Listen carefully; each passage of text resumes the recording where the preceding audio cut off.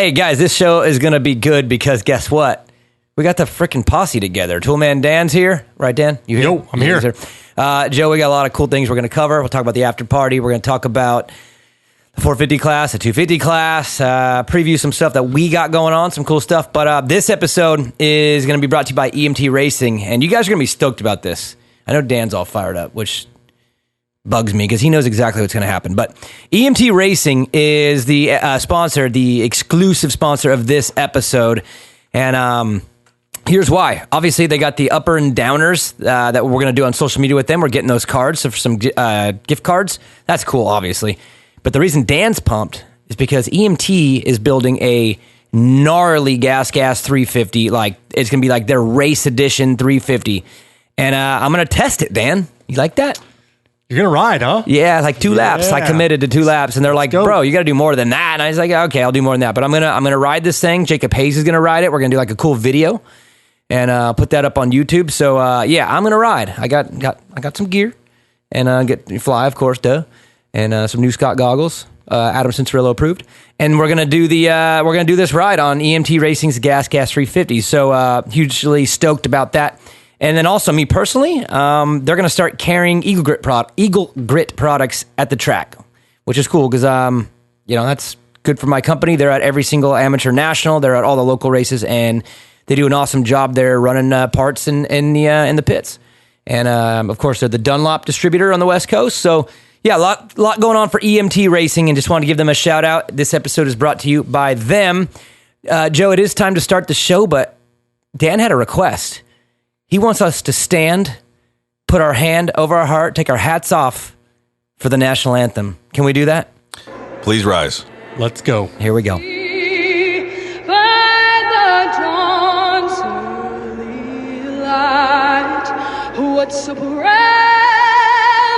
we hailed at the twilight's last gleaming, whose broad stripes and bright stars through the perilous fight o'er the ramparts we watched were so gallantly streaming, and the rockets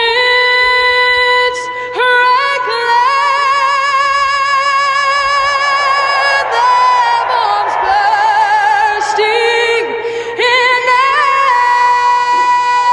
gave proof through the night that our flag was still there. Oh, say does that star-spangled banner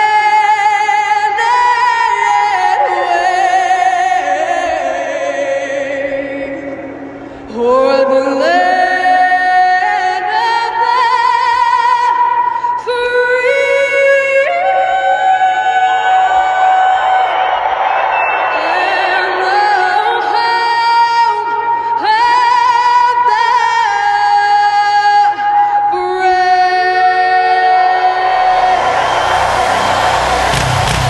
You're listening to the Main Event Moto podcast. Joe, 196 already feels a little better. Ooh. Little better than it was gonna be. Yeah, I got goosebumps. Dan, you still have goosebumps from Saturday night? Oh, my God. So you guys just heard the national anthem. Her name is Paige Ann. She's 14 years old. Probably the Unreal. best national anthem I have ever heard. Joseph, So it good. was goosebump city. I just got goosebumps right now listening to it. Dan, do you still have a stomach ache from Saturday night? Goosebumps and a tummy ache? You We'll boys. get into that. We'll get into that. We had Oh, a rough time. Just dumb, man. We owe Joe. You We always so tell yourself, owe Joe. oh, no, we don't owe Joe. We should actually kick him right now. I'm so I'm glad too I far had away from the yours, table dude. from him, but I'd like to kick him in his knee. You missed a good time, Joe. I know. You missed a good time? It looked like it. All the videos you guys were sending me. But I got to say, I'm kind of glad I missed it. Were they guilty, Joe? Were they guilty? They dismissed me. So they dismissed me. Oh, my They gosh. dismissed me on Thursday. So what did you say? I didn't say anything. They were just They like, just looked they at you. called They're my all, number. They and looked they at were him. like, They're all, get out of here. number 1296, you're free to go. I'm like, peace. Oh my gosh. Wow. That's funny. I wonder why you call this from jail, Joe. Sir, you're not actually going to be on this trial. You're on trial. You guys He's trying to join our Instagram live. You guys left to wake up. I know I couldn't. I don't know what's going on. You're in jail. You can't do it from jail. I don't know. We wanted to do the Instagram live thing, but it wouldn't work. That was weird. I was trying to get on there too after I left you guys. I don't know. I was working good for some of our listeners. Salt Lake City is a good time. It's a cool city. You ruined everybody with that Salt Lake City. It's the theme song. Well, I can't just say Salt Lake City. Yeah, hey, I almost, Joe, last week in the booth, I almost said, "Welcome back, everybody, to Salt Lake," and I would have been. That would have been. I should have done it. God damn it! That would have been awesome. So add it to the list of things. I want to get with Vinny, and I want to actually do the song like Salt Lake City, and have the whole thing, the guitar, the drums, everything going on, like Ted Nugent ripoff, kind of thing. But we can make that happen. Let's make Vincent make a ripping riff and just something heavy, and we'll sing it, and it'll just be our theme song on the show. All right, Dude, and then Phil can use it next year if we go back to Salt Lake City. Yeah. So I hope so. Because Salt Lake Joe, City. Joe is in. You are in opening ceremonies in Cooper's intro video. Yeah, a listener sent that. So you it's said, Cooper's. What did you say? That's amazing. He's got the best racecraft on the track. That's amazing. I know. I love it. Can you believe that? I was with him all season long. I held it down for my boy. You guys won, and we won. You won. We did it. You won the title. Dude, you sounded so good in the stadium, Joe. Oh, yeah, dude. Bet. It was awesome. It was so bassy in there, dude. The whole place shook. That's awesome, man. Yeah. But Salt Lake City was awesome. I vote for finals in Salt Lake City versus Vegas. Yeah, you know what? The Vegas thing is I get it because of the partying after, what all that stuff. But Salt Lake that's a really great city, man. I really do like it. I loved every minute I was there. Remember when I was there last year for 200 days, whatever? I liked it. It's cool, man. I really do like the place a lot. Dan, you liked it? You know what? You cannot criticize, saying that Vegas has a better party and everything else. I mean, you can party up to whatever level you want. You could be lame in Vegas and wild in Bismarck. Show title, Joe. Wild in Bismarck. You know what I mean? Like you can make a party if you want to make a party. Well, there was plenty of people making parties in Salt Lake City. We'll get to that. In uppers and most likely downers for me. Yeah. Joe, it was a good trip though. Wish you would have came. Me too, boys. We did miss you, Joe. We really did. So, likewise, it would have been cool. This was on. We already had the flight and everything, and then the stupid government. The stupid government, man. They're after you. That's what it is. They're like, hey, how can we ruin this guy's life? Everybody thought I was you. Everyone thought he was you. That's awesome. I love that. You should have said yeah. Dan, you know what that means? People think that Joe might look like you. Should have said, yep, that's me. Until he spoke, and then they're like, "Oh, that's Dan." We remember when we were going to hire that black dude to just walk around with Daniel. I think it was the Oakland Supercross. We were just going to have a random black guy walk just around take a bunch of videos and just put it out there. Producer Joe. That's funny. We had we made some videos Friday night from a little sports bar with some people that we thought resembled you, and we were going to post them. How about the guy that resembled Jacob? Oh my God! Did you see that, Joe? Shorts guy. Yes, that was amazing. Jacob's not even shook by that at all. What's that guy doing? He was defending the guy. Yeah, Jacob thinks it's not. Maybe we're just old. The guy just got off of a bicycle race and went to the bar. I don't know, but it was weird. It was way weird. Yeah. Anyways, let's get through. I want to do something a little bit different. We'll do the 450 and the 250 last. Let's get into uppers and downers first, so we can just kind of knock out some of the thoughts on the weekend, because I got uppers and downers that are all based on this weekend and kind of on life in general. Oh, and then pick them. Let's just announce. Well, I guess let's just get your executive decision, Joe. I lost fantasy pick'em. I'm the dumbass bass of everyone who survived and kept playing. So do I get the trophy and then Nick gets his own trophy called the quitter trophy because he quit early, or is he the dumbass bass because if you quit, you're dumb? Yeah, I guess he would have a DNF, and so. But then I'm the dumb one, even though I played. Can't lose. That's kind of like getting hurt, right, Joe? Yeah. It's like Nate Thrasher pulling out of the last round and not point out. That's what Nick did. He didn't want to. He didn't want the dumb. He knew he was going to get the trophy, so he quit. Or Anderson going out after that love tap, for whatever reason. Well, we'll get into what we don't think we know about that. I don't know what the hell's going on, but I've heard black flag. I never saw black flag, so I don't know if that's a thing. I just looked down at the leaderboard. I'm like, oh, Anderson's out now after that little kiss. Yeah, which was by the way, they kind of went back and forth. Yeah, it wasn't just one. That was some of the funnest. Joe, those were multiple kisses. Oh yeah, that was that little skirmish was great. Multiple kisses. Write that down. Show title. But that was fun. I wanted that to go on forever. Yeah, me too. And I felt bad for Bondo because I know his responsibility is, hey, the lead is tightening up. You got to get back there. But he's probably in the truck going, damn it, like keep going, guys, keep doing it, keep doing it. But we got a little bit of fun. And how about before you get to the jingle, Joe? How about Ferrandis getting physical with Anderson? Yeah, whoa, that's dude. what I'm talking about. He was like, get. Yeah. And then Anderson, I thought Anderson was going to just get back to him and clean. and then he was just under fire by the next guy. So, anyways, all right, let's do uppers and downers. Uppers and downers. Uppers and downers brought to you by EMT Racing.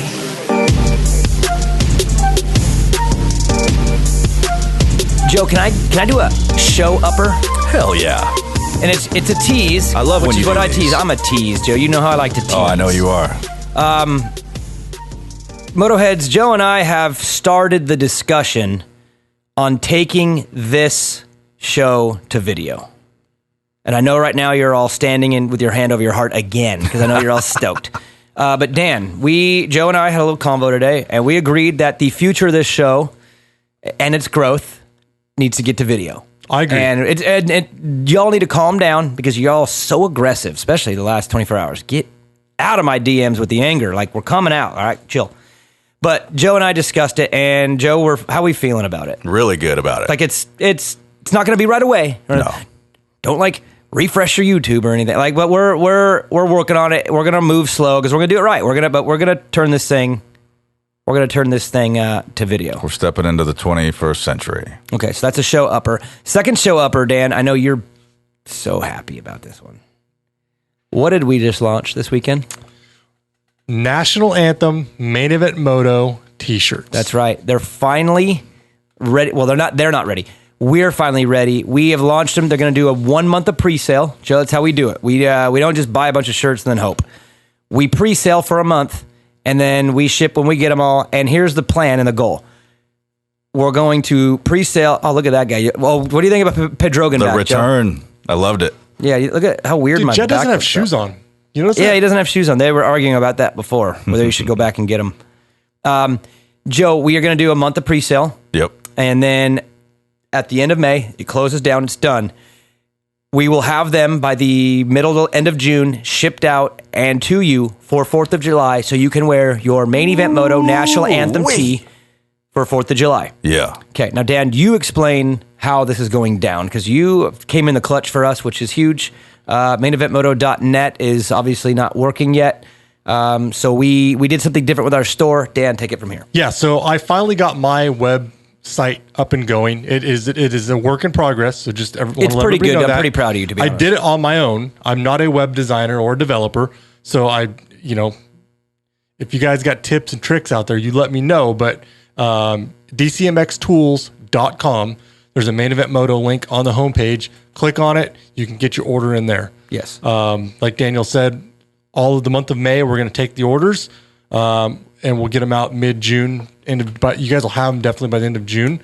Yeah, man. And also when you're on the site, click around, take a look at some of the stuff that I have to offer too. I greatly appreciate your guys' Moto support. tools, guys. Yep. Like all the stuff you'd ever need, just go to DCMXtools.com. Yep. And then, right there on the homepage, hit the Main Event Moto link. You'll see the shirt. If you're on our Instagram, too, an easy way is just go to the link on the profile and just click it. Yep. There'll be a link in the show description, too. Yep, and we'll do that. We'll be doing it all for the month. We'll be putting it on our stories, and we'll be getting you guys. I mean, I can't believe, Dan, you posted over the weekend just to throw it up. Truckloads of orders. Yeah, already, you guys are awesome. The ones that already did, you guys are sick. What I love about our merch is that it's always special limited editions because we only do it, this is it, limited runs. Yeah. So that's always awesome. And then also, just so you guys know, when you guys click on the link there, you will see our shirts, and then you'll also see the sun hats. We're working on the sun hats. We ran into a little bit of a snag on the hats, but it could turn out to be better because we got some better hats.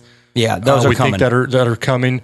That are going to be really cool. So you guys didn't miss them. It just says they're sold out because we don't really have anything to. We're trying to lock it down, but we will have those available for you guys too. So again, DCMXtools.com, main event link, Main Event Moto link, and then get yourself a shirt and be the coolest kid around. Otherwise, you'll just 4th of July, you'll be that lame squid. Hey, and then also, guys, if you guys, if you're clicking around and you don't see a tool that you're after, or you are looking for something, just send me a message. It's a work in progress. I can get anything. Yeah, and he's growing yeah. his online presence as we go. So, all right, cool. That's the uppers. Do we have any showdowners?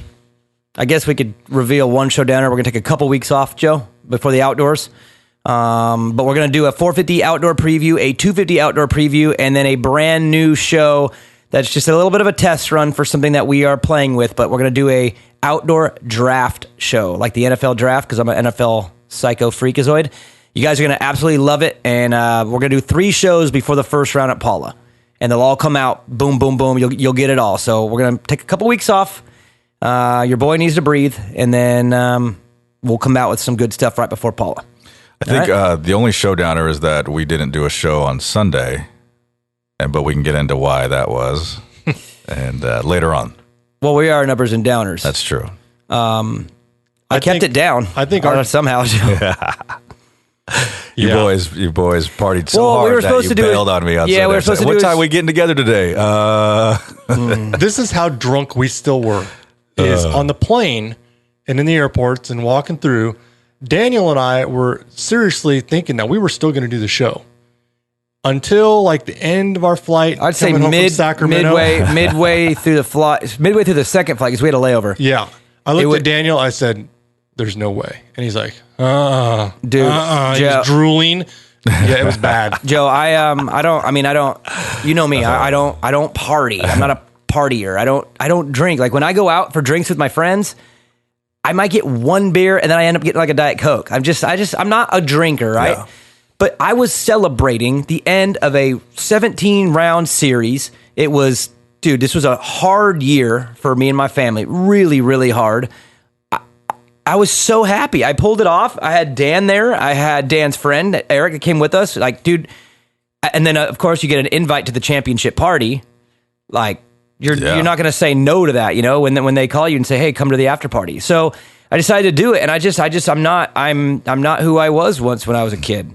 I just can't do that anymore, and it was bad. Mm-hmm. It's not even enjoyable. Like the little bit of enjoyment I got out of it, because it was fun for a few hours, but it's just not good. It's not worth it to me anymore at all. So you know how it is. You always say that afterwards, Joe, but I might never drink again. Not even a sip. So I had, when we got, it was a Red Bull put on the party for Cooper, and you got a Red Bull little wristband. It's one of those ones that is like cloth, and it's got that little band, and when you tighten it up, you can't get it off, right?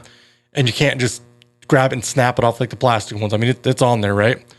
Well, all the way home Sunday, I kept looking down at that band and just seeing the Red Bull logo, wanting to just throw my guts up. Yeah, he said every time he'd look at his wrist, he would almost throw up. I was seriously going to ask a flight attendant for a pair of scissors to cut it off, because it was, Dude, it was brutal. Great time, though. It was a great time. I will ask you this, Dan, because I'm just curious your thoughts, because I obviously work there. I'm not going to name names. It's not fair, but there was riders there. There were big name, medium name, small name riders there. All right.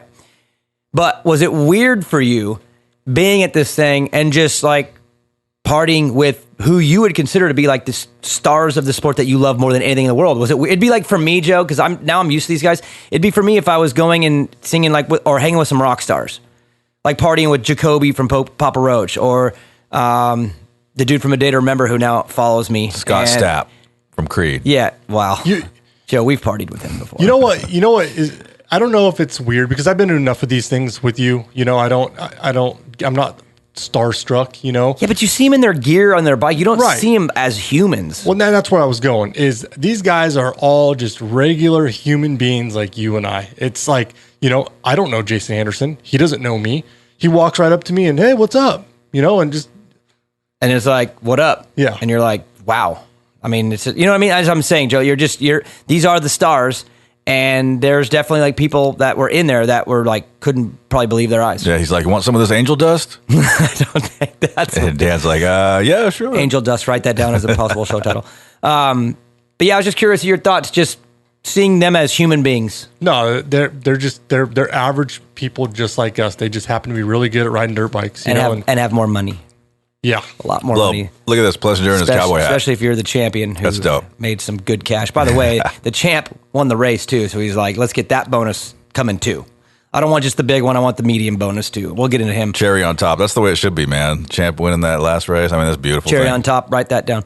I think we've used that one before. Probably twice. Yeah. Hey, what did you think, Joe, of the 30-minute preview show we got to do like last minute? Dude, so like an hour before the race, we find out like, hey, you guys, you're going on a half hour early, so figure it out pretty much. Wow. And Bondo was like, he put it together, and let me tell you, I've had DMs for the last 2 days now that were like, whatever you guys did for the opening ceremonies, the national anthem, all these interviews, they were like, that is gotta stay. That's funny. I thought it was part of the plan. No. It seemed like a championship race. It felt like the Super Bowl. Did it? Yeah, It did, but I think they need to do this every race. I do too. Builds the There's something storyline. about it, man. Like you just said, you see these guys in their gear and with their helmets I interviewed Jed. He had no shoes on. Yeah, I mean, we need to see these people's faces. But even opening ceremony, seeing Plessinger come out with his cowboy hat on, if you go to the races, you get to see that. But if you don't go, you don't really get to see that. I thought it was just cool. And I will tell you guys straight up right now, so you know, because Joe, you just said it. Looked like it was like planned. It was not planned. That was thrown on. During Race Day Live, I found out during it that we were going to go on early. And I'm like, well, hopefully I have enough time because I don't get much time in between. And Bondo's in there putting this thing together. And the next thing you know is we're going on live 30 minutes early with this just comfortable preview show where we're just, all right, Daniel, get a rider. Bondo's in my, get a rider. And I was like, McAdoo, over here. He just runs over. Cameron, what's up? It was so raw, dude. And it was just awesome. And to me, it's a blueprint. It's a blueprint because I just think it makes the whole thing feel different because you come in, it's a hype builder.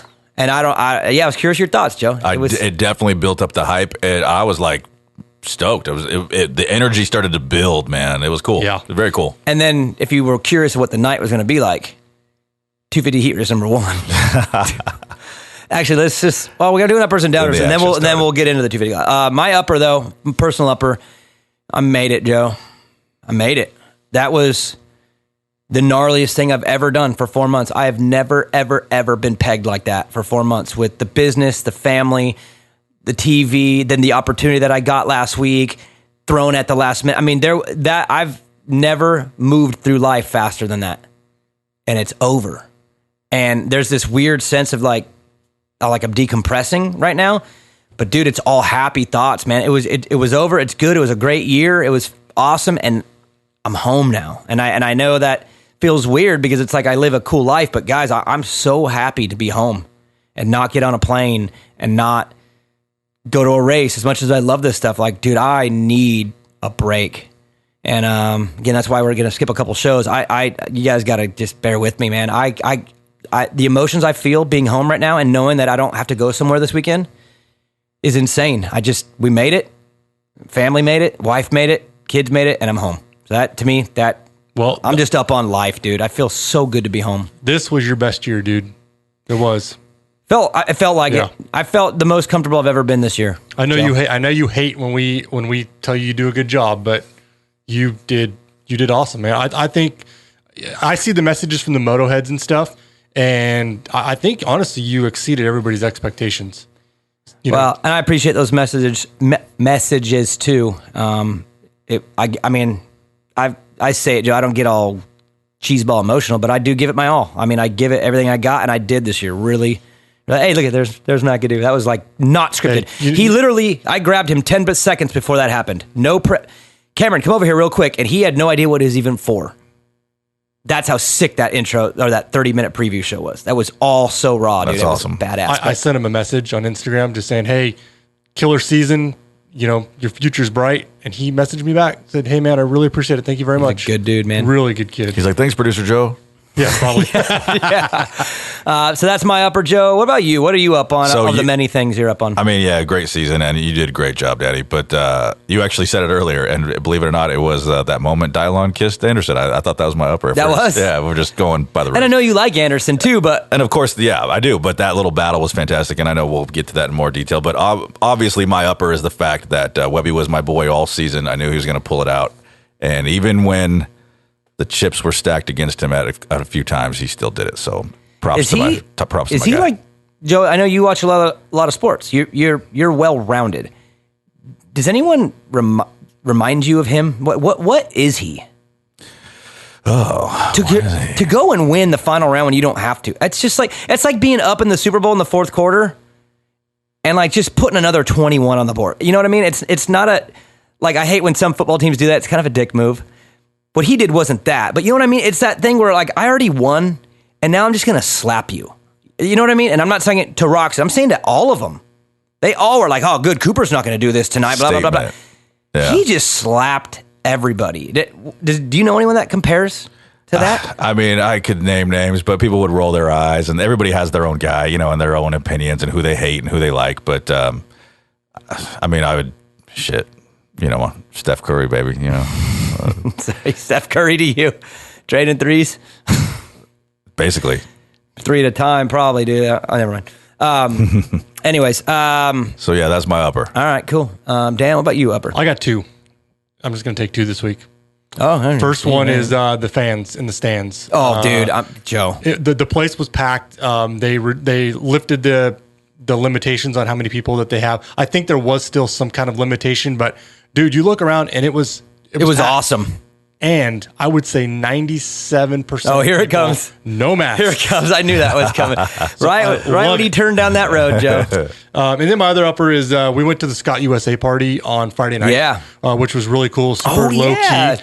Dan got to meet Mitch Payton. Yeah, dude. Just to sit there and listen to Mitch. It was Mitch and Mathis and DB. They were talking about a bunch of different subjects. We were trying to convince Mitch to hire certain writers, and Mitch was not. And the reasoning was, dude, hilarious. I tried to get him to sign A-Ray.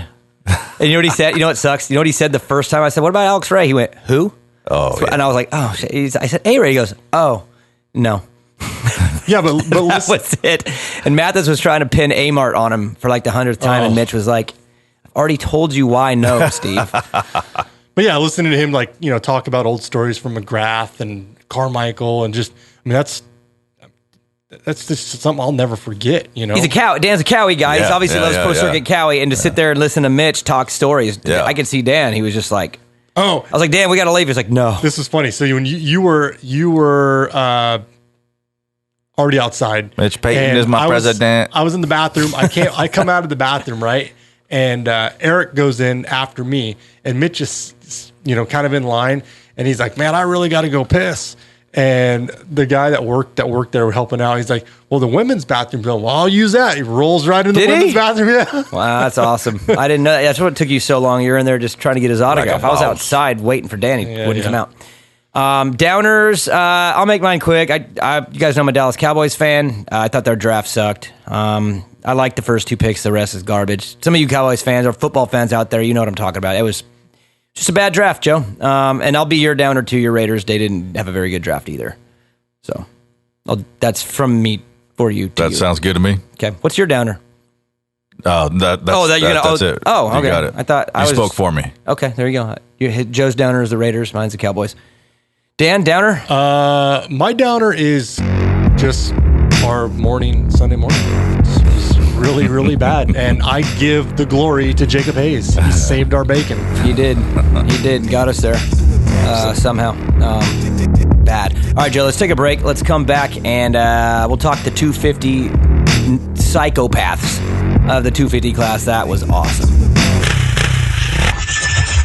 Main Event Moto. All-American Chevrolet in Killeen, Texas is a proud supporter of Main Event Moto and invites all the Motoheads to experience the difference for all of your Chevy sales and service needs. Mention Main Event Moto and get 50% off your next oil change and a front-end alignment at no charge. Remember, whether you're hauling your bikes to the weekend track, trail, or race, or commuting to the job that pays for your moto habit, we have the truck to get you there in style. Visit us online anytime at ChevyKilleen.com. That's All-American Chevrolet of Killeen. Chevy, find new roads.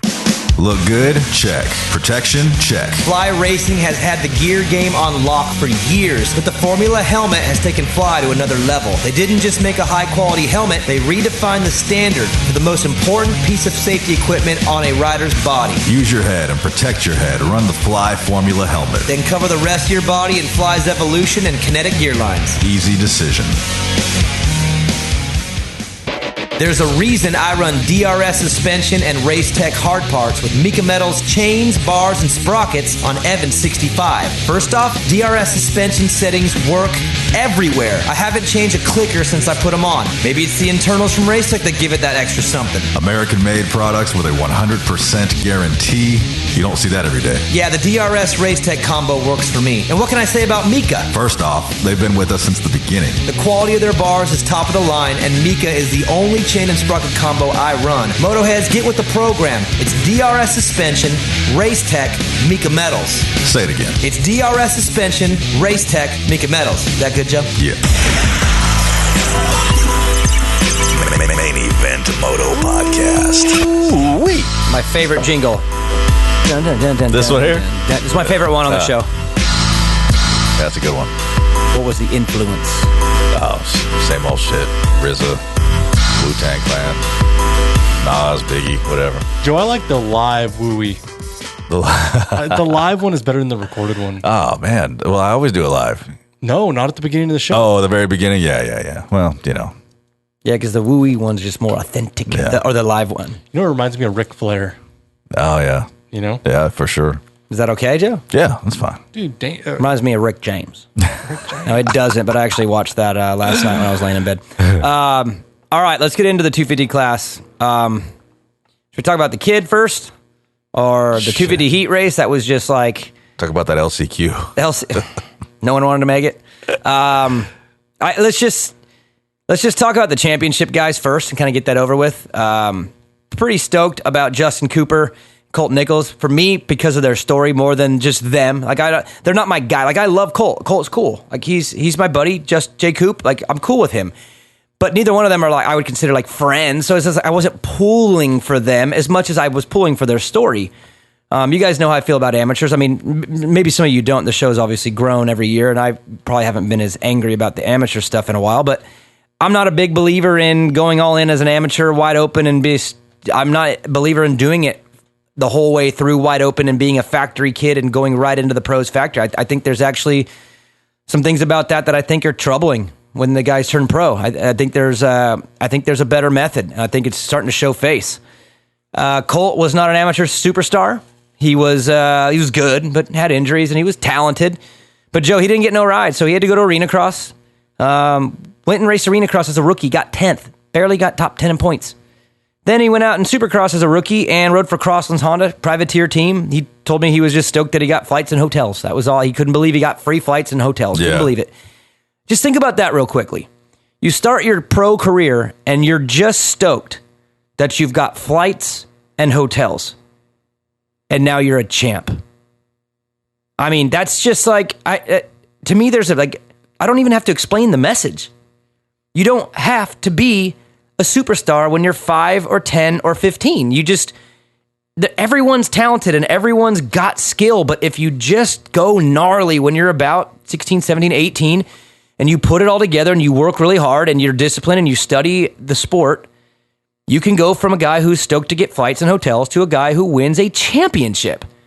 So I'm a big believer in that because I think the amateur chase and lifestyle, I think it's a dangerous one for families, relationships. I've seen it. There's something good about these guys that don't have it all. It just gives hope, and to me, it sends a message that the OG model, which is to be Ricky or James, that model is starting to break. AC never won a 250 Supercross title. He's one of the baddest amateurs to ever live. Mike Alessi, baddest amateur ever, never won a 450, never won a championship. You don't have to be the baddest mammer jammer in amateurs to do it in this sport. The statistics don't prove it. What do you mean? That you have to be a badass amateur kid to be a successful pro. In fact, the chips are stacked against you. Yeah. Most of our amateur spotlight shows also prove your point. McAdoo. Look how good he is. Remember his story? Yeah. We played it a couple weeks back. Remember as a week Phil show that we did when we took a week off. And there was conversations that I heard this weekend that, guys like McAdoo that don't have a lot, or, they were never killing Loretta's. You can say it. Mitch said it. Mitch. He's like, I get these kids that have had a silver spoon in their mouth, and they go out there and they just ride around the track. But you got these kids like, Cameron McAdoo and Hammaker that didn't have the best results growing up, and they're out there putting their heart on the line. It's like they're so grateful. Winning races, yeah. It's like a combination, Joe, of I'm so grateful that I have this, and I'm also like pissed off that I didn't have this earlier when everyone else did. It's this weird chip, even like Cooper talks about it. And Cooper's weird because he was a really good amateur, but he got overlooked right when it mattered. Like, remember, he had to settle for the worst team in the pits at that time, which was Star. They're the best now. It's no question. They just won both titles. He had to settle for the worst team because no one else wanted him.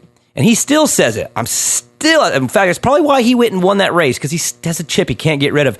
There's something magical about having a chip on your shoulder because you never got the support, and you're so grateful for it now.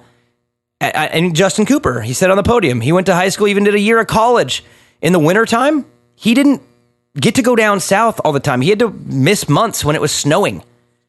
You know what I mean? Like, he didn't get what they all had. He's bitter about that. And you know what I mean? And he goes and wins a title too in the same year. They just broke the model, in my opinion. And I like that a lot because I think our amateur system is broken. And I'll say that as bluntly, and I'll stand behind it. Our amateur racing system is so broken, and I love that these two just proved it. So that's definitely a cool aspect of it. Overall, man, I am super stoked for the future of this with these 250 dudes just hauling ass, aggressive, and nutty, huh? There is a nice group coming up, dude. Did you Salt like what Lake I City, said? Saturday night proved it. Did you like what I said? Nice group before coming. the main? 16 guys got on the podium this year. That's insane. And they're all coming back next year. Yeah. Except for maybe Craig. Heard something there. Heard he might be finally getting his shot to go up.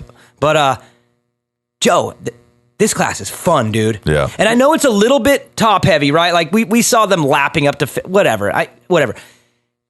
There's enough in there to where I can't wait to see what happens this summer, because these guys are all nutty. And then next year, they're only going to get better. Imagine what we saw this year, but they're all better. McAdoo will be better next year. Swole. Look how much better Swole got this year, Joe. He's legitimately sick.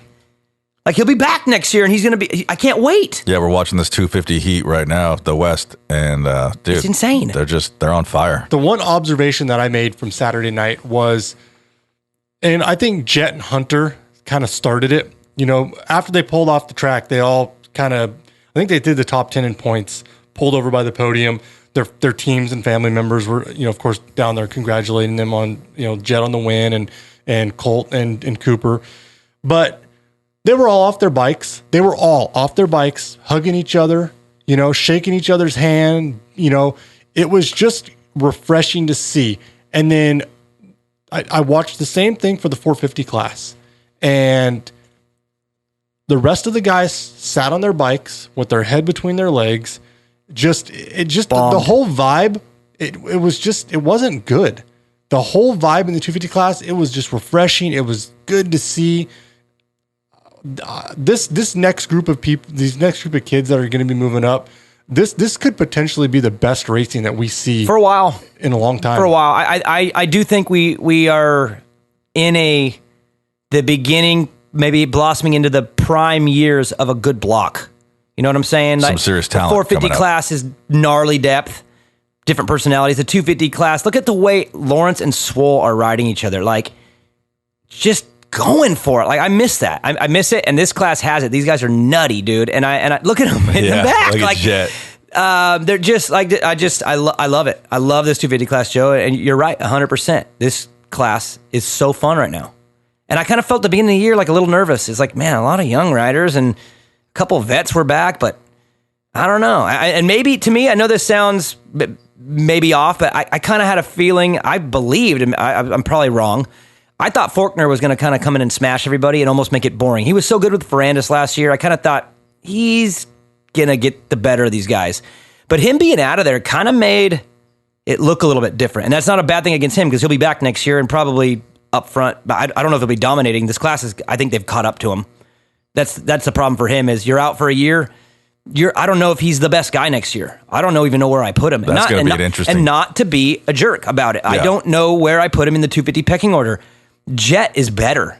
Hunter is as good as Jet. I think Hunter could have won that main. He was flying. He went down. He made some mistakes, and he would go. It was like a yo-yo. He would lose a couple positions, go back after him and get him again, and then move up 2 positions and make a mistake and lose a position or 2. And then he was always back at it. He was always charging forward, which was awesome. Even J-Mart, I'll throw his name in there too, because we all believe that he could have been pretty gnarly this year, right? And potentially won that title. He could have.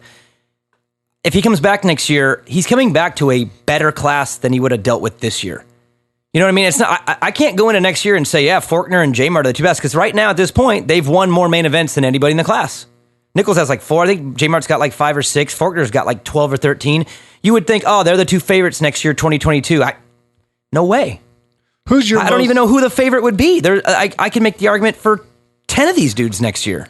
That's good. Who's your most improved 250 rider from last year?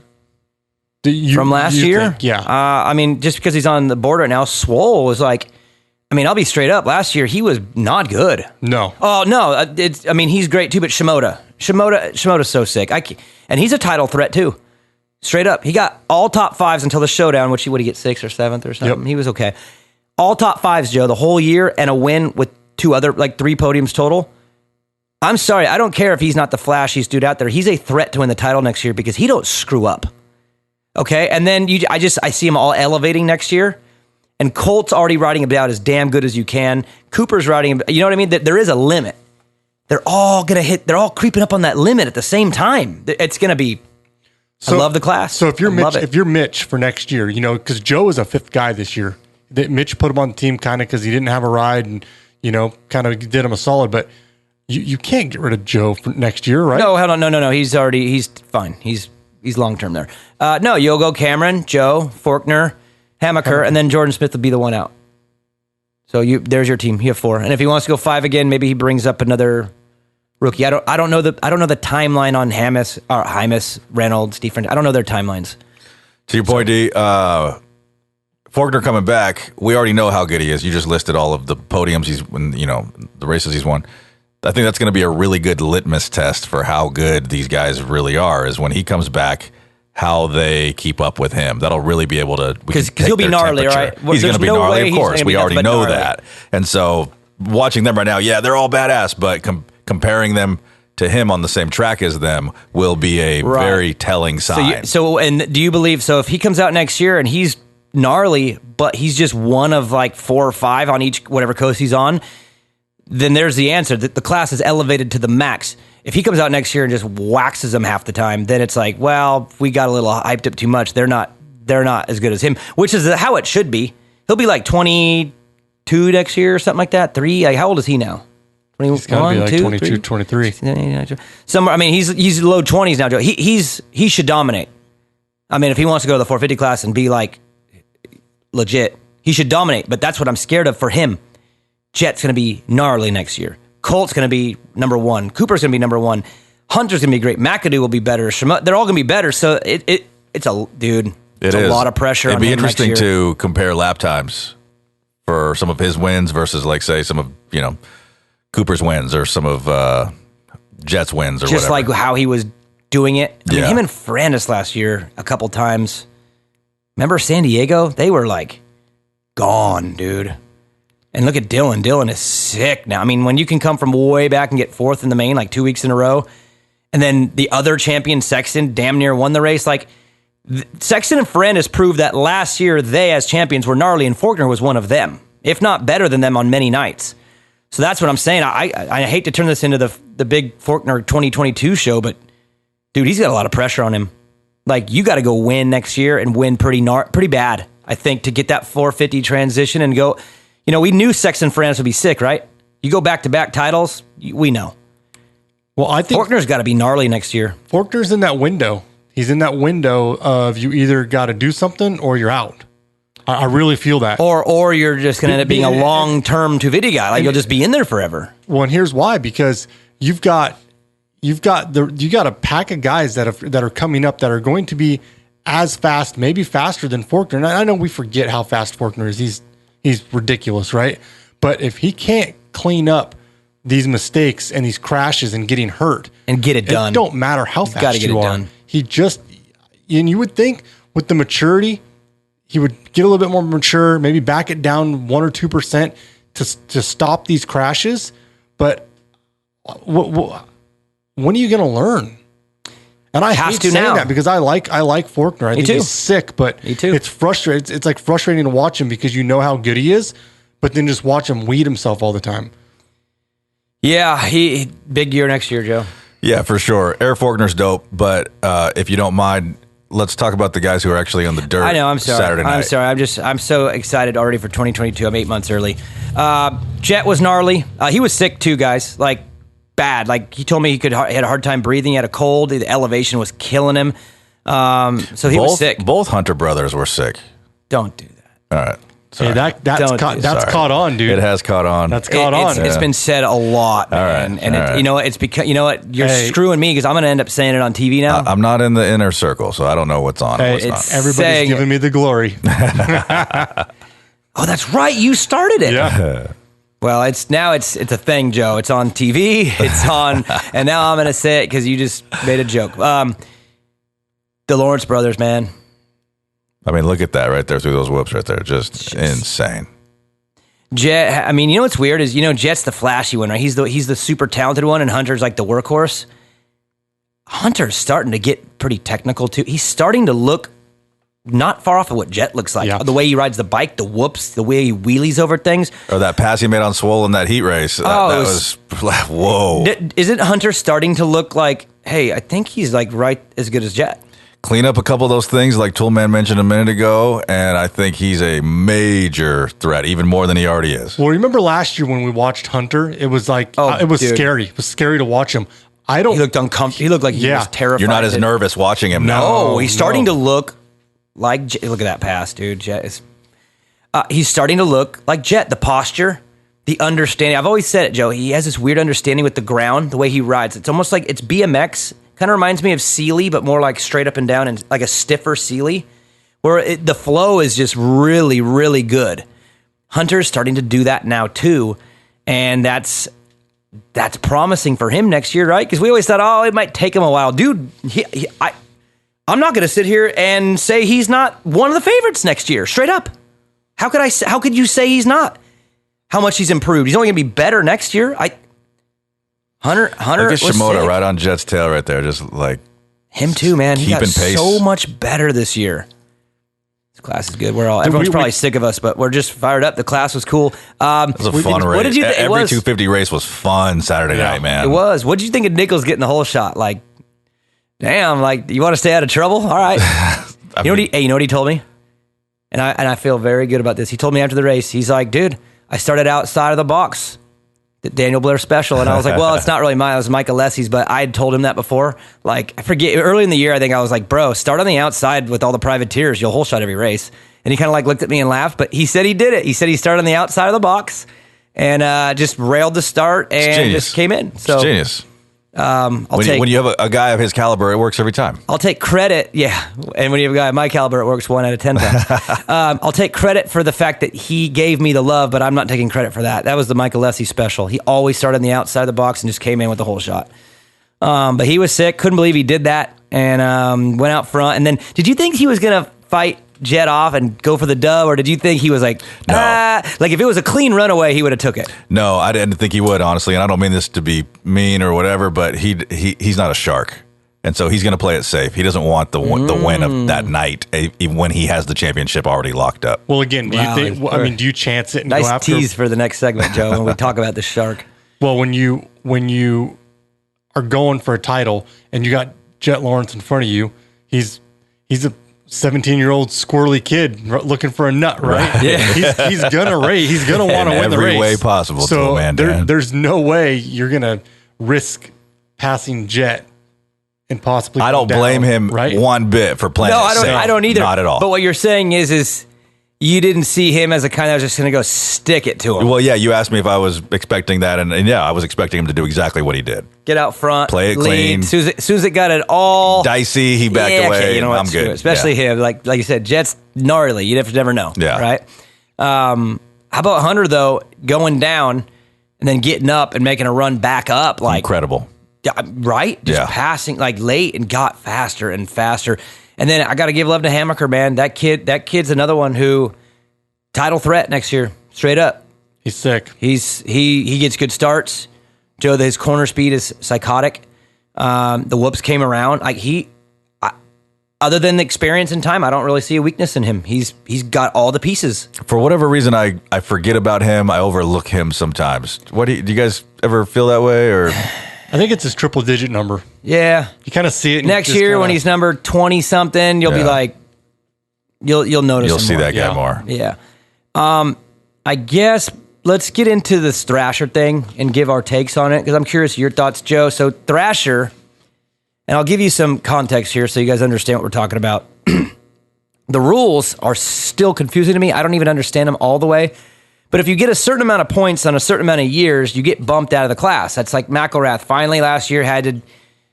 He pointed out, he's gone. Martin Davalos 2 years ago pointed out, he's gone. They eventually move you.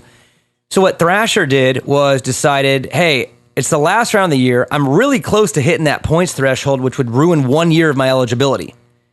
And I ain't going to do it.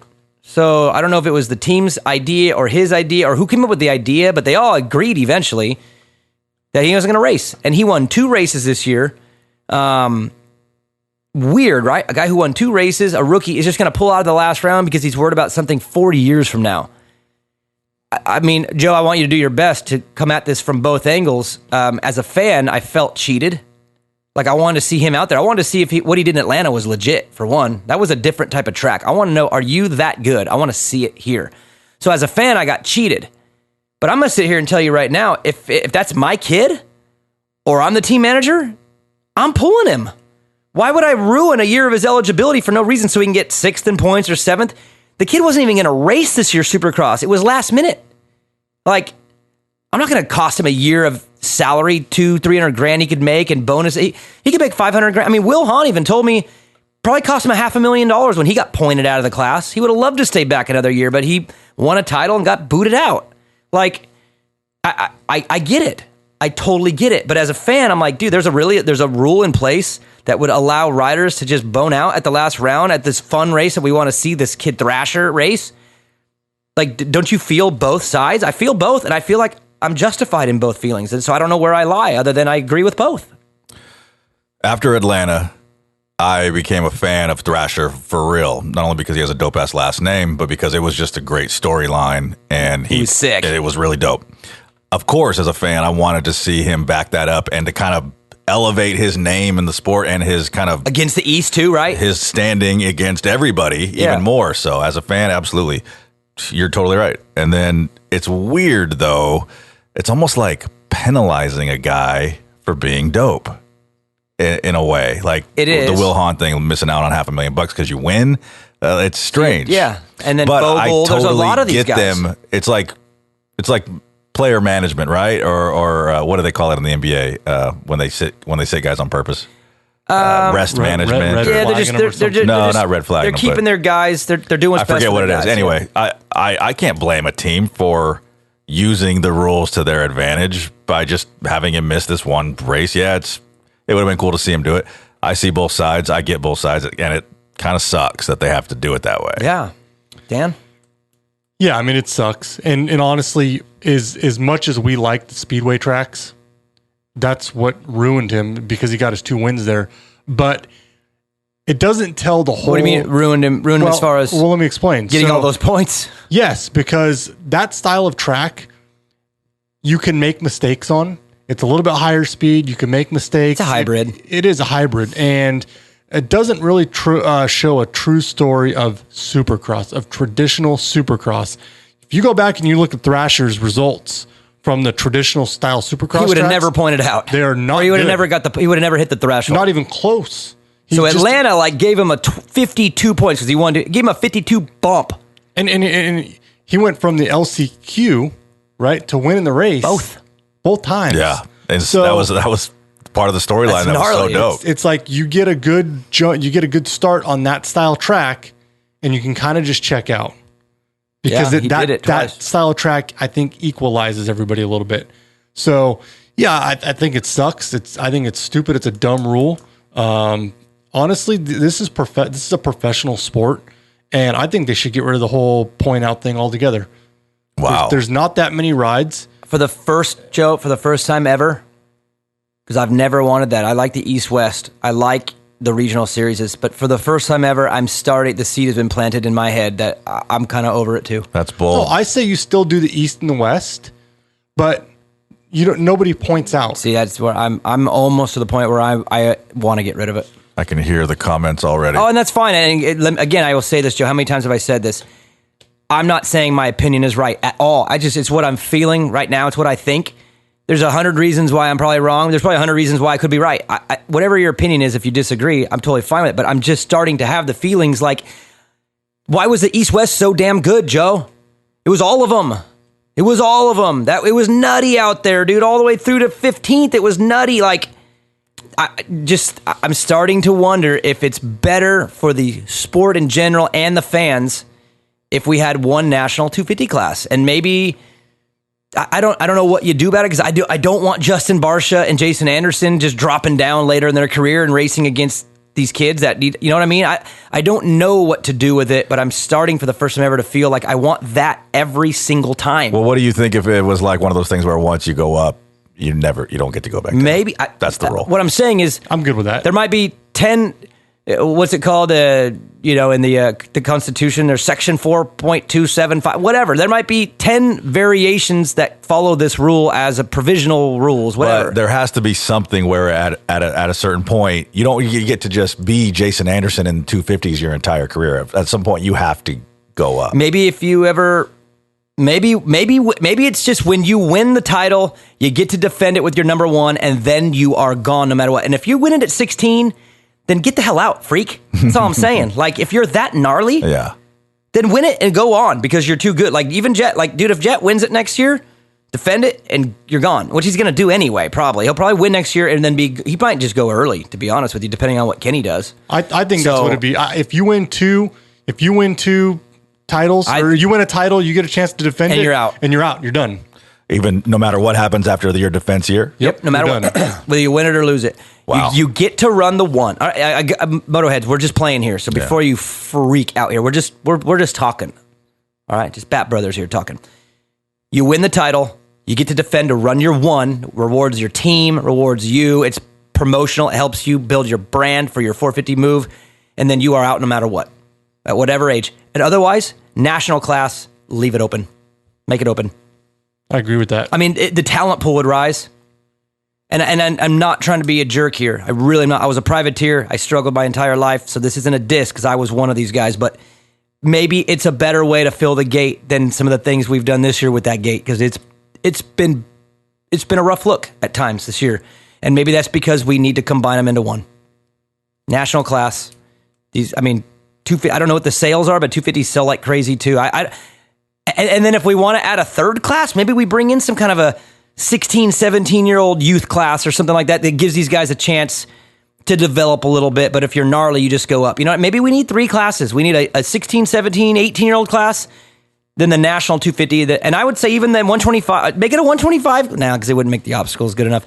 Maybe you do a third class that has 3 regions. A West, a Central, and an East, and that's fine, and doesn't go on TV, but you get to race out there a little bit, 250 and 450, national classes.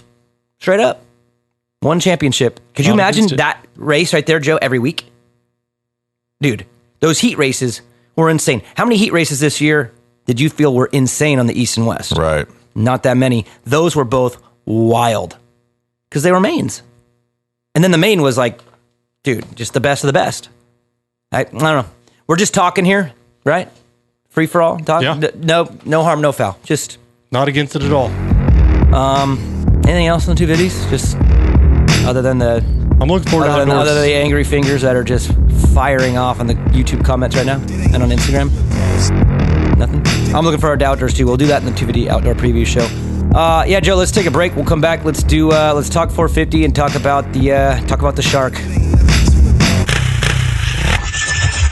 Main event moto. Joe, when I think of Blenzall, I think of the smell because it's so good. But that's not fair because it's the quality of their products that really stands out. Go to Blenzall.com and take a look at the catalog. 2-stroke, 4-stroke, they got everything that you need for your motorcycle and it's top quality. I used to be in the oil industry. I know the difference between crappy oil and good oil. Blenzall.com has the best. Check them out. That's what the Motoheads run. Walk out in your garage. Take a look at your bike. You know your graphics are roasted and you need a new set. That's why you go to Old Me Creations to freshen up. High quality, good looks.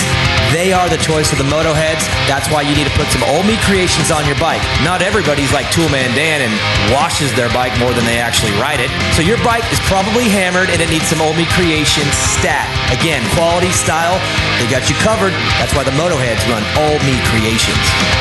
Joe, I have an idea.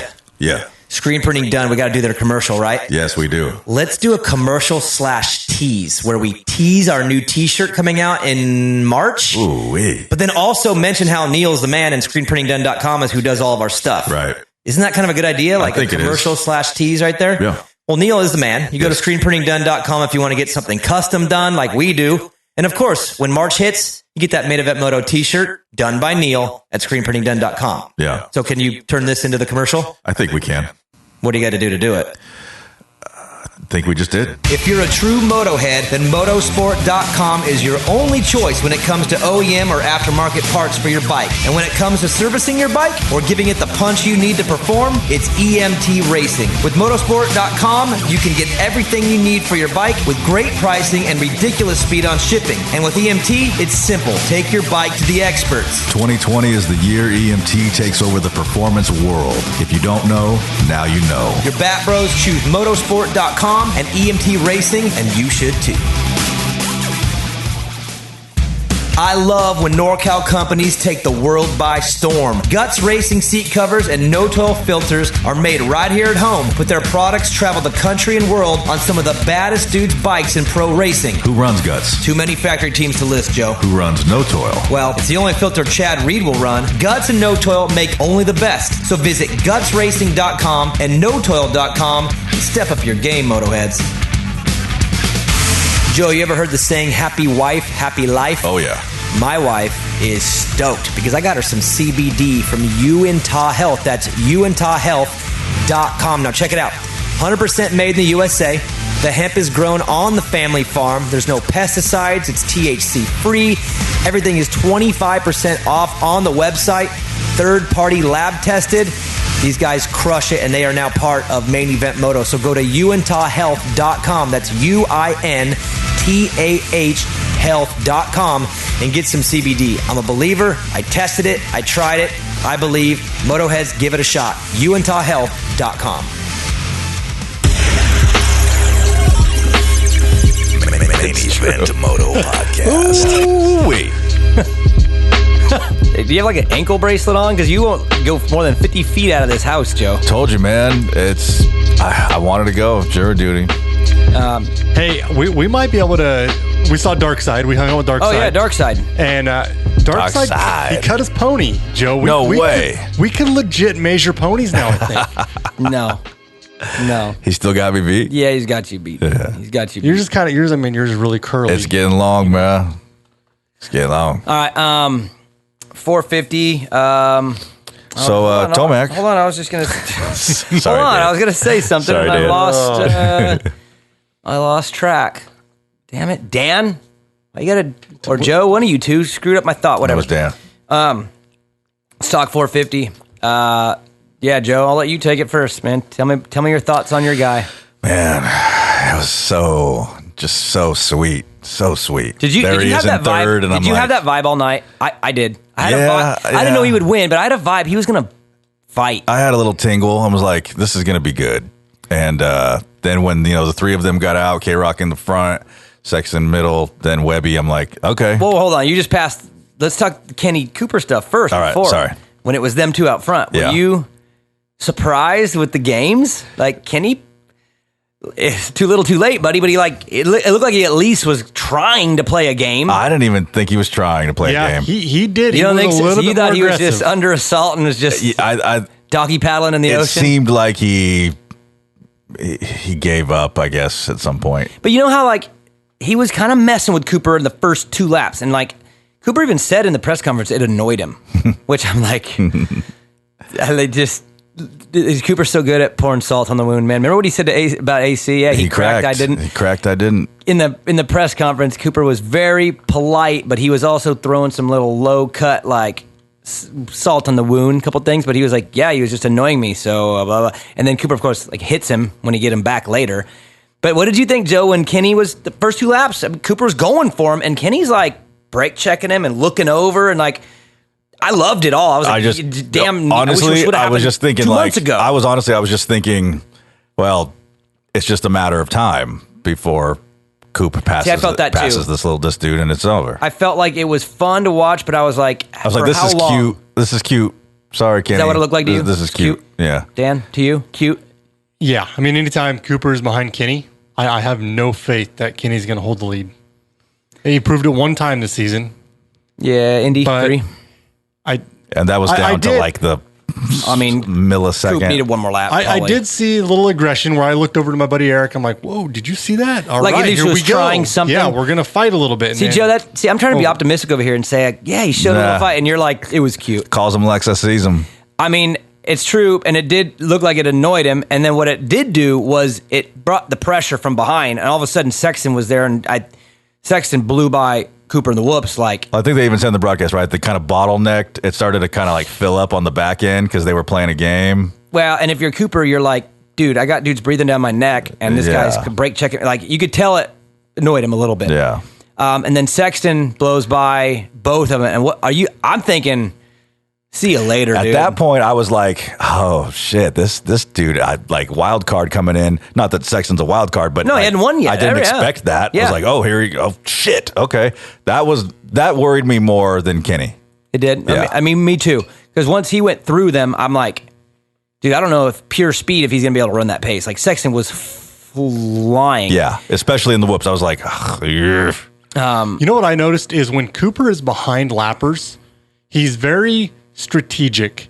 He doesn't slow down. He doesn't ride defensive or he's always on the offense. Even no if it's one a manages lappers better. Nope, No, they don't. they don't. They don't. He will see them, almost acknowledge them, and kind of like decide, and then get them without just coming up to the back of them and going, "Hey, why are you here?" He's Webby Shark, man. Dude, he's just Webby Shark. And whatever, they got that bike so dialed in. You know, when he goes to the bottom side of the berm, he loses no speed, dude. Yeah. He's able to accelerate out of the corner like nobody else can do it. Yeah. When did that pass on the inside when Coop passed Kenny? When did that take place? And he bumped Kenny. He kissed him a little bit. He gave him a little nudge. Yeah. Half? Yeah. Maybe a little bit before half. Before half? But about halfway, right? Yeah. That's when it was like him just tap, tap, tap on that nail in the coffin. Tap, tap, tap. No. That Joe, I think that was sledgehammer. Because here's the thing. Not only are you going to win the championship, and again, this is no disrespect to Kenny, because I'm going to get to Kenny. I have some thoughts on him, too, that are going to be, I think, more uplifting than y'all are ready for. But I think what that was, Joe, is like, I'm going to win the title.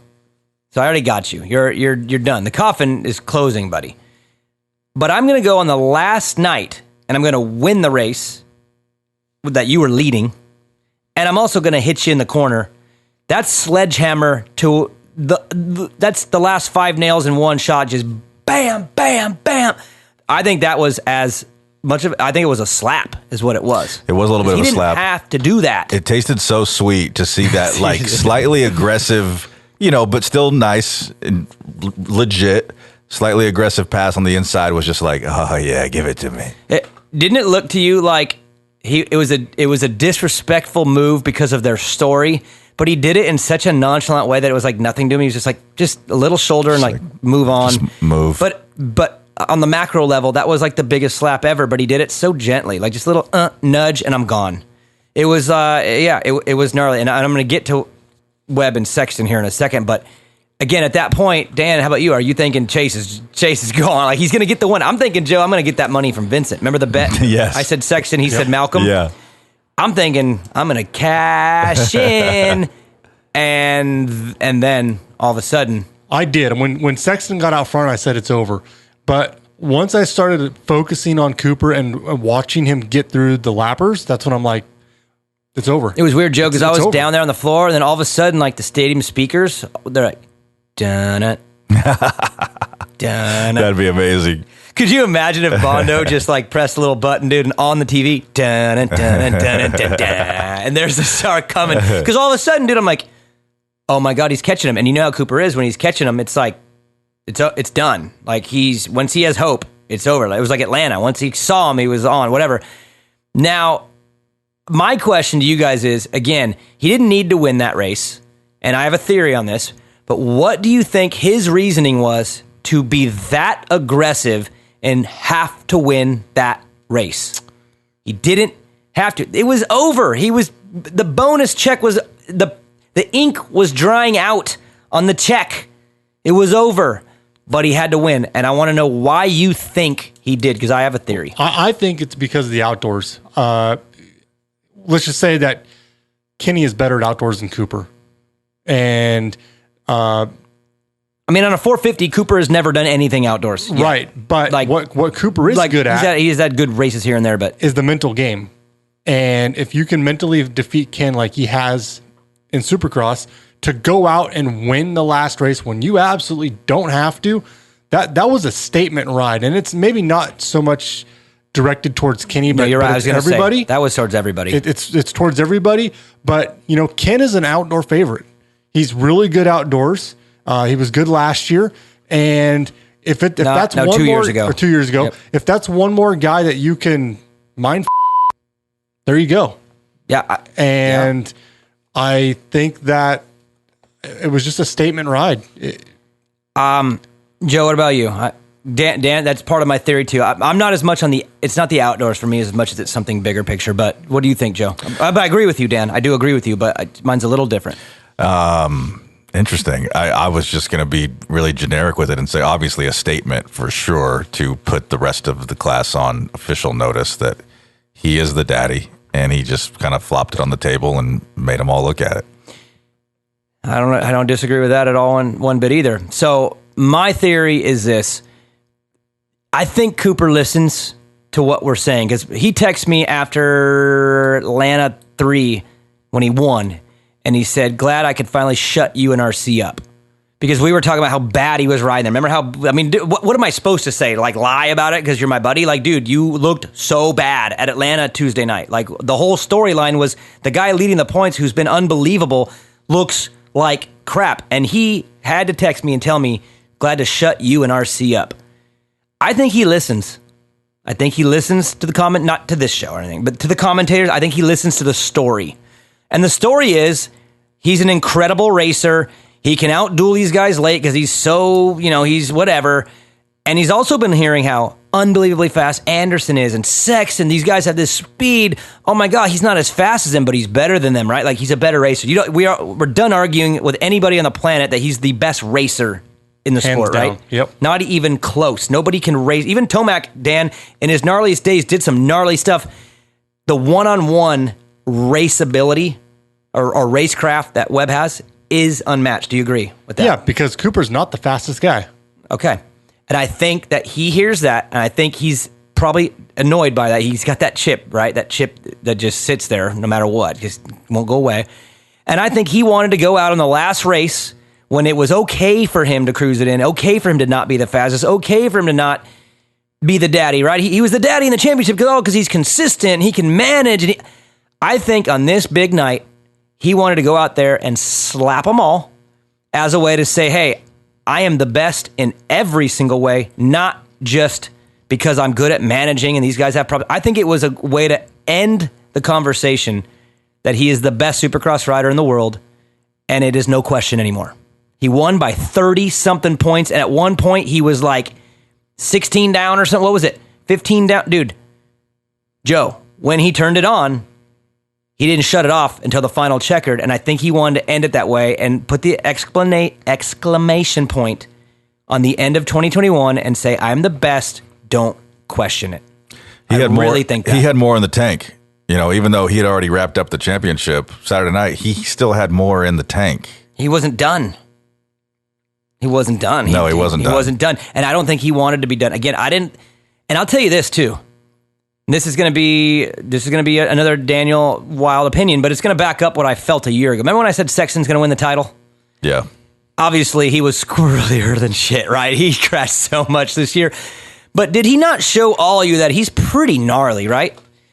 I truly believe that halfway through that main event, he looked up at Sexton, saw that he was maybe he stopped getting pulled, right? You know how he's getting pulled, then all of a sudden it stopped. Yeah. I think he looked up at him and said, you know what? I got to go get that guy. And the reason why is because I'll say it right now on this show, Sexton is Webb's biggest threat next year. Straight up. That's my opinion, and I you could have 1,000 opinions to go different ways on this one. For me, he hasn't even won one yet, but Chase Sexton in his 250 class was kind of squirrely too. In year 2, he figured it out. In year 3, freaking was unbelievable. I truly believe he's Cooper's biggest threat in 2022. And I think Cooper probably knows that because he's really damn smart and knew that he needed to go and give him one last whooping too. As a little reminder, I know it's early, but just don't forget, you didn't get your one. You didn't get to win the last round and come into next year as whatever, the last guy to win a race. Nah, I'm going to beat you tonight and just send you a little reminder because I think he probably, in his mind, thinks Chase is probably his biggest issue next year too. I strongly disagree. I know your reasoning, and I know what you're going to go to. And Go. What is it? Oh, you're going to go Eli. No, the number 9, dude. AC. AC, no way. AC, as he's not that he won't be awesome, but AC is still at this point in his career has not proved to me that he can keep it together.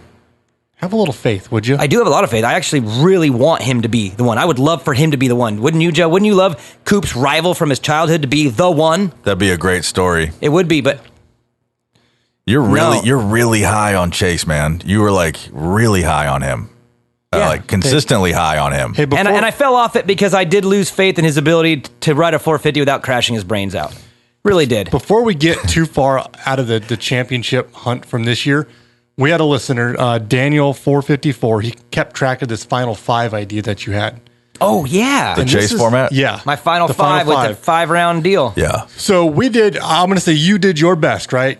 To come to terms with some different format that would make the racing better, right? Would you say that was your goal? That was my goal, was to tighten up, make the last round worth something. This is really going to show you how big of a daddy Cooper Webb was this year, okay? In the final 5, let me get the results here. Cooper Webb would have still won the title with 113 points. Okay. Roxon would have still gotten second with 93 points. So 20? 20 points still. So he put 20 on him in the last 5. It did tighten the things up between Roxon and Tomac. Tomac would have still got third with 92 points. So, But Barsha and Plessinger weren't. They were 82 for Plessinger and 74 for Barsha. Wow. So it didn't do what I wanted to do. That's because Cooper was a complete jackass at the last round and had to win it, Joe, and Kenny got 10th. So, I mean, take away the last round. Well, I wonder what the total was going into the last round. Had to have been pretty damn tight. I think I have it. Hold on. Because Kenny got to get 10th. So that, how you just said right there, he ended up in 10th. It seemed like once he got passed by Webby on the inside, and then oh yeah, we haven't got to him yet. A few other things. It's almost like he got demoralized, and then he just faded all the way to 10th. I've had that happen to me before, where things aren't going right. You make a mistake, all of a sudden you get deflated. Your confidence Kenny's been pretty good about not losing his confidence through this whole thing, right? I mean, he's had a lot of these things and he keeps fighting. Didn't you feel like Kenny hung around as best he could? Okay, right? So until Saturday night, yeah. Until Saturday. I think Saturday, it was 2 things. It was Webb giving him the old shoveroo in the first corner and his teammate passing him and checking out on him. His young rookie teammate. I think those 2, that was the left and the right, dude. And I think emotionally, he imploded emotionally and just not gave up like a quitter, but gave up as far as like he couldn't do it anymore. It was like just like collapse. It was emotional collapse. I don't think it was physical. I don't think it was speed. I think he emotionally broke. And it was a combo, Joe. I think it was a combo of both. I think Chase, you don't like the young rookie kid coming in and just blowing your doors off. I think that really bummed him out too. And I felt for him, man. I actually felt as he was getting picked on and going backwards, it like hurt my heart. I felt bad for the dude. Because think about it. He's not He's not a punk. He's not an asshole. He's like the nicest, most positive, confident, or positive dude ever, right? He's always optimistic. He says little things that bug us sometimes about, some blame stuff, which we talked last week. I don't like him. You don't like him. I do, and I felt bad for him. You didn't feel bad? I don't like him. I don't have to justify why. So going into Salt Lake 2, Webb had the lead with 87 points. Roxon was in second with 80 points, and Eli was in third with 78 points. So there was 9 points separating the top 3. So the last race matters. That's what we want, right? Yeah. Wait a minute. So then I was right. You were right. Going into the last round, it was what was it? 87 points for Coop, 80 for Kenny, and 78 for Eli. So 9 points separating the top 3 in my final 5 format. That would have made all the difference in the world right there. Well, it would have made this round a lot gnarlier. Yeah. It was gnarly anyway because Coop made it gnarly by winning, but the championship was over. We knew that going into the night. Sure. So, with this top 5 format or last 5, there would have been way more on the line Saturday night. Yeah, but there would have actually been something on the line. You know what the doubters of that format are saying right now? The final round was awesome anyway. Yeah. And they're right. I can't argue that. It was. But I would have loved But it's not always, but it was. Yeah. I mean, and even Eli and Kenny both just laid. Well, speaking of that, can I give TMD some love real quick? And we've been talking shit on Tomac a lot this season, I feel. Not shit, but we've been just calling him out a little bit. Don't include me in the we. Even we've been accusing him of quiet ride and not really giving it his all. He still came in third, so props to TMD. I mean, you guys did. Yeah, you guys got third down. Tomac's quiet season, and he still came in third.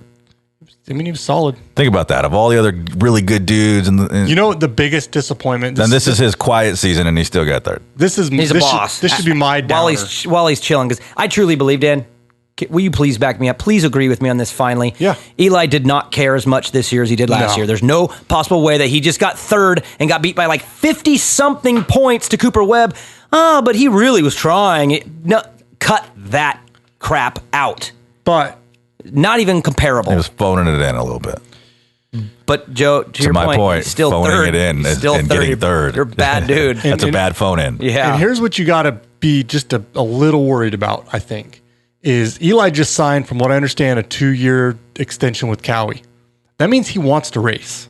And if Eli wants to race, I honestly think he was on the teeter-totter whether or not this was going to be the last year for him, whether he just mails it in and retires and he's got another kid coming, or you go all in and you go another 2 years. I think now that he's in the mindset that he's going to be there for another 2 years, he's going to make the best of it. I think that could be motivation for him. I think these guys outdoors are in trouble. I really do. I think next year he comes out and will contend for the title, and it'll be closer than it was. I think. Dan, save the outdoor for 450 outdoor preview. He's just trying to. I'm giving you some props for Saturday night. Yeah, Dan. Take it and run, Dan. Well, I'm just saying Don't that take it too far. In general, I think he's. Hey, look, he went too. Well, he re-signed. He's remotivated. He's coming back. He's gonna. Yeah, I mean, but you're right, Dan. I agree with you. If you didn't want to be out there, he's got plenty of money. Sure, he don't need the money. Yeah. So it boils down to whether or not you want to race or not. And if you don't know that, it's just like, Joe, if you hate your job, right? And you get up every morning and you contemplate on whether or not you should go to that job, are you going to give it 110%? Are you going to bend over backwards? Never. What if you have a chance to be done and leave it, but then you're like, you know what? No. Coming back. Probably an attitude. You think not an attitude adjustment, but probably a different mentality if you're going to re-sign up. For a while. He's re-signing. Well, yeah. We'll see how long it lasts. If he gets 5 rounds in next year into Supercross and doesn't get the results he's expecting. Goes 4-7-1-6-5. Yeah, next year Chase waxes everybody out the gate for the first 5 rounds. NAC and Dylan's going to be better next year too. I think Ferrandis is going to be pretty sick next year too. You think so? Yeah, I really do. What did he end up top? What did he get 5th in points? 7th, but he had a lot of messiness in there. Like he ended with a 4-4 the last 2. It was coming around, dude. At times he shows like some badassness. He's gonna be good. Above that. But that battle was fun though. Back to that battle. Dylon, Barsha, Anderson mixing it up back there. All right, let's just do this just for fun before we close the showdown. Joe, just give me your, and this is just off the wall. We're not pinning us to this, but give me your top 5 power ranking favorite going into 2022 right now, just after what we've saw, how this whole thing ended. If you were to just write it down just for fun, 1, 2, 3, 4, 5. Webby, of course. Damn it, your homerism for Chase has me concerned because I think it's because I said it with passion, and I know I can work you up. You might be right there with a little bit of that. Webby, of course, my boy Dylon, Dylon. Joe, he can't get second, third, and fourth. Chase will be good. Kenny. Any thoughts on the fact that Kenny was pretty damn close this year? Dude, a couple things go a different way, and he's right there, man. You know me, though. I think this is probably as close as he's going to get. I think it's downhill from here. You think so? Yeah. That race right there, is that the one that turns it off? I think so. Okay, so not him then. Who's 2, 3, 4, 5? Webby, Dylon, Henderson's looking kind of like anxious again to get back into the top. Going to Yamaha, I heard. Do you think that's good or bad? I heard that him and Malcolm are switching spots. I heard Malcolm's going to Rockstar Husky and Anderson's going to Star Yamaha. So they're just going to switch. I personally believe that's a bad move for both. I kind of feel like they were both good on the bikes they were on. So Speaking of Malcolm, I want to put you guys both on the spot here for a second. I know he's fun to watch, but do you ever see him getting beyond where he's at? No. I don't think he's in shape enough. I don't know if it's that. I don't know if I don't see him having that just force it to happen. He, even when he got his third, it was great. He fought. He's a fighter. The dude fights. So it's not that he won't fight. It's just a complete package. Get up front, handle the beginning, and then still fight. You know what I mean? I don't know if he could put it all together. I'm not saying he can't. I think he could win, and I think he could win for sure. But no, Joe, I don't see him being anything more. I think 5 to 10 for as long as he wants to go. I think he's 5 to 10. Talent's there, speed's there, aggression's there, but there's an X factor. And Anderson too. Anderson's the same. The X factor, the complete package is gone for me with him, and it's not a bad thing. To me, he's 5 to 10 all day long. Marvin too. Marvin will have his nights 5 to 10. They're not in my top 5. But yeah, what's your top 5?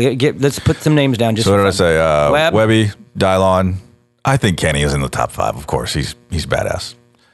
Tomac's probably, if he's in the mix next year, he's still up there too. And then Chase. I think that makes the most sense. Okay, Dan, you. I'm going to go Cooper. I'm going to go Tomac. I'm going to go AC. I'm going to go Chase. And if Kenny races, it's 5th. Okay. And you say that not because you know something, but we all are just vibing like, how much does he put up with this? See, I'd like to say AC, but he does such goofy things. Yeah, I love AC too. I just don't trust him. I don't trust that he could just do it all. I got to have the faith. I know that's green. I know that's green team talk. I'm gonna go, and I'm gonna assume that Kenny is back. I'm gonna go Cooper, Chase, Eli, Dylan, Kenny. Those are my 5. So it's all kind of the same, except he's got AC. Put, do you have Sexton in there or no? Oh, you don't have Dylan in. No, you and I have the same 5, Joe, just in different order. Yeah. I think Dylan and Chase are going to elevate into that discussion, and I think Eli and Kenny will be right there because they're just so good. I say Dylan just because I want him to be up there because he's so fun to watch and mix it up and squirrely and aggressive and everything in between. Hey, I finally got a look at Dylon's wife. Dude, she's hot. She's hot. I'm going to admit she's good looking. To know. Thanks for informing us on what we didn't already know, Dan. I asked Tillman Dad for a full report, and he got back to me. Yeah, I said before, I was like, okay. Dude, no. Okay. She's not the number 1. But she's... Who's your 5, Dan? This is a different power ranking, Dan. Yeah. We had this discussion the other night, remember? Yeah, I don't like those discussions because I don't like them. Wilson, I think Darkside and I both agree that Wilson's chick Sarah is smoking hot. Sure, she's a Joe, beautiful. who's your number one? She's a beautiful woman. Who's your number one? All right, stop it. All right, and then quickly. I don't even know. I don't know. Quickly, guys, the East-West is over. It's 1 250 class next year, just in our imagination. What's your 1 through 5 in the 250 class going in? Ooh. How fun is that? That's a lot of fun. Can I go first on this one? Yeah, go ahead. Let's just start at 1. Jet, number 1. He's whichever coast he rides, he's winning. It's showtime, baby. I think Jet wins whichever side he's on, and I think he wins the majority of the rounds. I think it'll still be fun and wild and funny, and I think there'll be some goofy shit because that's the 250 class, but Jet's my number 1, Dan. I'm going to say Jet as well. Joe? How could you not? Right? It's the whole package. It doesn't mean it will be, but doesn't it just feel that way? He just won the showdown. He was sick. You talk about X Factor. he's got an X factor where we all just want him to be the guy. Yeah, I agree. Okay, number 2, Nichols, in his defense, whichever title he's on, just if you're a Colt, stay away from Jet. That's all I'm saying. Just go the other way. But he'll want to run the number 1, so he'll probably end up on the East then, right? Because this was East, so next year he would be the second series. I would think he would want to run a 1, right? Wouldn't you? I mean, if you won, Joe, wouldn't you want to come back with a 1 and be like, yeah, I mean, for your brand and your Definitely. 450, yeah. So I think he's on the East and Jet's on the West, because I don't think Lucas Myrtle would dare put Jet on the coast without the California rounds. There's no way, hey, we're going to go start in Atlanta or something. Like, Jet is racing West next year, which, again, fingers crossed. I haven't heard anything, so don't read into this all, but I'm assuming we're going to be back to normal next year, close. I mean, California's going to open up by the end of the year. I think we're back to a normal schedule. That's my fingers crossed hope. So that'd be awesome. If that's the case, Jets, Anaheim 1. Like, there's no way Myrtle would not let that happen, right? There's no way. So, Jet, Nichols is my number 2. Dan? McAdoo. For real? Yeah. There's a lot of cleanup needed there. I mean, I'm with you on the passion, bro. McAdoo was surprising Saturday night. He was, Yeah. but... And he was still injured. You know what I So mean? you think he would beat Nichols next year, straight up in a Oh, time? yeah. Yep. Oh, yeah. Joe? Yeah. I can't put all these dudes in an order. There's just too many. It's, Jet, Nichols, Hunter, Cooper, Faulkner. Hunter. There's just... Faulkner? Yeah. There's too many to put in an order right now. I can't do it. Fun. Do it. Pick somebody. My second guy would probably be Colt. Okay, me too. Third for me would be Faulkner. I'll do my 3, 4, 5. I'll go Faulkner 3, Hunter 4, Justin Cooper 5. That's my 1 through 5. Dan. So I might be Jet, McAdoo, Faulkner, Hunter, and I'm going to say Shimoda. Wow, forgot about him too. And Mac. I mean, I can't argue with those at all, but okay, Joe. Jet, Colt, Justin Cooper, Hunter, and then I was also going to say Shimoda because what about Hammaker? I like supporting Shimoda. Hammaker too, dude. Hammaker. I didn't even put McAdoo in mine. Or Faulkner. Faulkner. I didn't put Cooper in mine. There's too many. Dude, I love it. I mean, y'all revved up or what? Because I am. Let's go. Hey, let's just fast forward to Anaheim. Let's go. Give these guys 1 week off. Let's just do it again. Good show, though. Is there anything else we got to do, Dan? Oh, the shirts again. DCMXtools.com. Scroll around, have a little fun on the website, and then, of course, go to the Main Event Moto link and get your shirt. May only. Do not do the thing where you hit me up in June and ask if there's more. It happened last time. There will not be Always does. anymore. Don't miss it. We're going to give you plenty of opportunities to. We got this show. We have 3 preview shows before the outdoors. Hey, before we did the show today, I put a little picture out there. It was Where's Pedrogan? Yeah. A picture of the crowd. Eric sent it to me. And he said, I said, oh, well, he said, can you find DB? I said, yeah, he's right there. So I decided to put up a little picture. It said, whoever can find DB and circle him, or Pedrogan, I should say, I'll give you a shout on the show. So Dylan Torres. Congratulations. Shout out Found to me. Dylan. You got an eye for the old Pedrogan. Dylan Torres. It's crazy because me and Will didn't even plan it, but dude, Will was in black on black with like a leather jacket. Like she was looking all like, black on black. Biker like, chick. Yeah. And then like I come walking out, I'm like, yeah, Will. And like, she's like, Daniel, you look good. We were both black on black. We looked like it was the final. You know what I mean? She's filling out them pants. Stop it. Dan. TMD. Come on, man. That's different. That's Will. That's so my horny. colleague. That's my colleague, man. Talk about rider wives, dude, but lay off Will. I'm saying. What, So horny. Okay, I mean, Stop it, guys. hey, so Daniel has a man crush. Oh, yeah. Yeah. Who's it this week? The Gypsy Tales podcast. I'm gonna go on there like Daniel. in the next month at some point too. Nice. Yeah, his show is pretty dang cool. What is that? Moto. Joe, stop it. But no, I'm gonna go on there in a month, and the guy, he's pretty cool. So, and then I'm also going on Pulp later this month before the outdoors too. So I'll be traveling a little bit in the next month, going on some pods. After I get my break, of course, chill out. I know you're all like, what? Why are you taking a break then, dude? I got 2 So weeks you can off. go on other podcasts, Yeah, Joe. but not do ours? Yep. All right, Motoheads. I did feel super guilty last night. I'm just gonna own up to this now. There's a couple Australian dudes. What is it? Moto Limited. Moto Limited show. Super cool dudes, but they're in Australia. he hit me up. He's like, hey, man, can you come on after the race? It'd be Sunday at midnight your time. Well, we all know that I had a rough day yesterday. Really rough day. So finally fell asleep. Thankfully, I set my alarm. So I got up at 11:45 to get on this podcast at midnight. And I get on. He's like, oh, dude. He's like, it's actually in an hour. And I'm like, oh, man, I can't make it. So sorry, boys. From Down Under, I didn't make the show last night. It was just too late. Dang. But I did feel guilty because I'm like, God, man, I'm going to do this show, but we bailed on Joe. You guys just disappointed everybody. I know. It was a disappointing day yesterday. That's rough. All right. Well, yes, That's why you Joe. don't do Angel Dust. Jason Anderson. Is that a show title, Angel Dust? Or we use that too, I think, at some point. Have we used Angel Dust? Yeah, probably have. I don't know. It sounds like something that we would have said. At this point, yeah. But good show. 196. Good times. End the season. Fly Racing. Mika Metals. Motosport.com. Scott USA. No Toil. Guts Racing. EMT Racing. Don't forget, we got those EMT Racing upper and downer cards coming soon. Lenzall. Screen Printing Done. All American Chevy of Killeen. Olmi Creations. DRS Suspension. With Race Tech, of course. And you and Ta, thank you guys so much. What a unbelievable season it was, Joe, and it is now complete. Supercross is done. We will catch you in a couple weeks. See you.